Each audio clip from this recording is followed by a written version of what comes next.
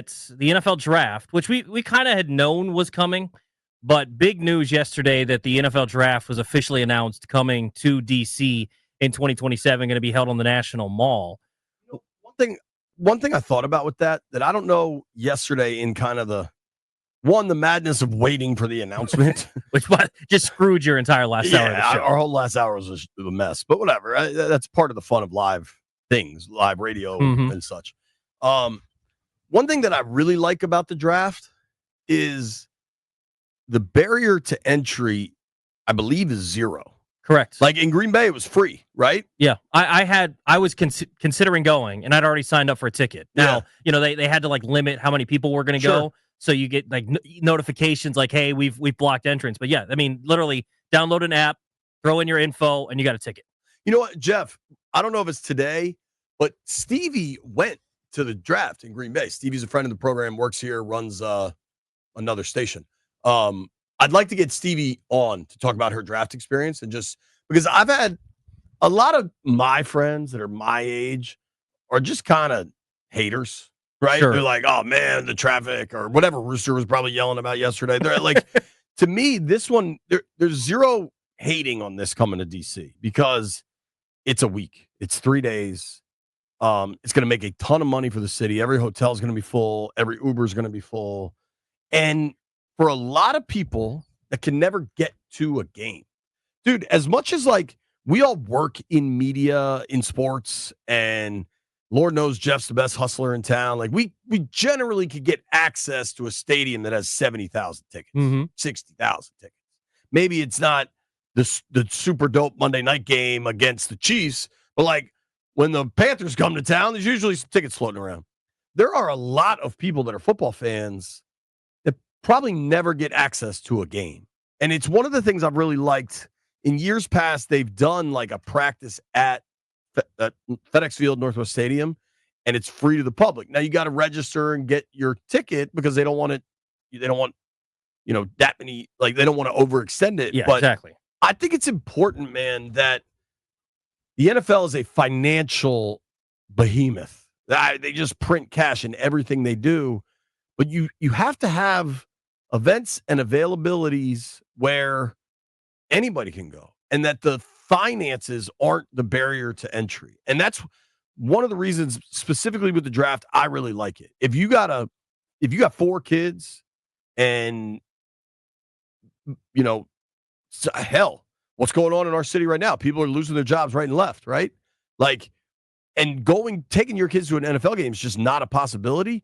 The draft is absolutely a possibility. Wherever you live, you can take the subway downtown, and it's free. And you walk around, and it's this festival of football. And I just think that's really cool to have here. It's cool wherever it goes, but that to me is one differentiator with the draft that makes it so dope, is that it's free. And I just think that's important to also point out to people. Yeah, and it's just so different from everything else football related. Everything else football related that you go to for the NFL, it has football with it. Right. There's no football with this. It's essentially a show on a stage with a party around it, right? That's essentially what it is, and it's become so big and everyone loves it. My buddy lives in Green Bay, and he's kind of a draft nut like I am, and he went and he said it's the best sports event that he's had a chance to go to. He absolutely loved it. He said he wants to go every year. He was texting me about maybe coming down to DC in a couple of years for it. And I think it's going to be so cool here because the sites that go along with it, because I think that's one of the cool parts about the draft is, they have a nice stage and all these things. And when they'd show the views out at Lambeau Field, and in the background, you see iconic Lambeau Field out there in Green Bay and the crowds and everything. No city in the U.S. can do it like DC can do it with the visuals on the National Mall for the NFL draft. Even, I didn't think the pictures were that cool that got released, the renderings, but even the not that cool pictures, I put them on my Facebook page, it's sick.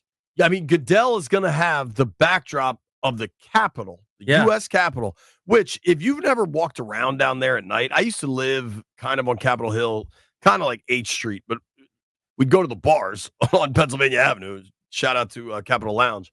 If you've never walked around over there at night, it's stunningly beautiful. Just the white, neoclassical architecture, all the columns, it's all lit up at night. And that visual behind Goodell introducing who's the first pick at 27? Ewers? Some other quarterback we never heard of? Yeah, Manning. Who knows? It'll be. I've said this about the stadium, and people can scoff at it all they want. Like, to me, part of getting a super dope stadium built, I don't know, 2.5 miles from the U.S. Capitol is it makes me feel patriotic. Yeah. Like, great cities of the world have great stadiums, and the capital of the greatest country in the world should have a great stadium. Well, and I was listening to the Junks this morning talking about an event that they won at the new RFK site. And one of the things that they were bringing up was the World Cup, which is coming here next year. I can't remember the exact time. It's coming here soon. And they're not playing in the nation's capital. No. That's embarrassing. Yeah. Like every other place. Imagine going to England and not playing a game in London. Imagine going somewhere at big time and not playing in their capital city because the infrastructure is not there. The stadium sucks, right? Like, that's embarrassing that there's not an ability to play a World Cup game in Washington, D.C. And so now having that stadium built there in the nation's capital, I think is going to be so cool. I think it's going to give this city what it's needed for a long time in terms of being able to host world-class events here. I mean, it's eye-opening when Taylor Swift, and I know people are like, whatever, Taylor Swift, but she's skipping D.C. She shouldn't skip D.C. She should not. It's the nation's capital. So I think for you, like you're saying, it makes you feel patriotic. It also makes you just feel like your hometown. I know not all of us grew up in the district itself, but all of us claim D.C. Having something that we can now say is our own that's going to be that nice and it's going to draw big-time events, it makes you feel good and patriotic, but also makes you feel good about your hometown. Landfill, you think Tobi just found out about the World Cup thing? That was like 3 years ago. No, I mean, I knew about this. I'm saying. I knew about this. I've said it for years. Like, it's embarrassing that they couldn't have a World Cup here in D.C. Yeah, there's a couple. The bulk of this is Dan Snyder's fault. Absolutely, it is. Because even if the reality is just the way these giant events like to market themselves, like they don't want to skip the D.C. market, but the stadium was so bad that they just didn't want to come, and that is directly attributable to the previous owner, right? Like, unfortunately, the reality is Taylor Swift probably comes even if the stadium's in Landover, if it was a dope new stadium. The problem, so people are aware, is a lot of kind of the more modern trucks and stuff that travel from place to place. The loading dock area is limited at FedEx, and it's really limited with getting stuff down onto the field. Like, dude, I have heard the Thursday night, Sunday night, Monday night, those giant primetime games that roll in with giant sets that they put up on the sidelines, hate coming to Northwest Stadium. So don't be shocked when more of those are on the road than not. And maybe there's something they can do to change it in the interim time they're going to be there. But it got me thinking, because I saw this, I've seen this lots of places, and I had the thought myself. I don't think the NFL draft is coming to town unless the people that were in the Oval Office yesterday firmly believe that RFK is going to happen. And a lot of people have kind of said, this is a test balloon to see how DC will do hosting the Super Bowl. I'm not entirely sure that's a fair comparison because one's going to be in really nice spring weather and one's going to be in the winter.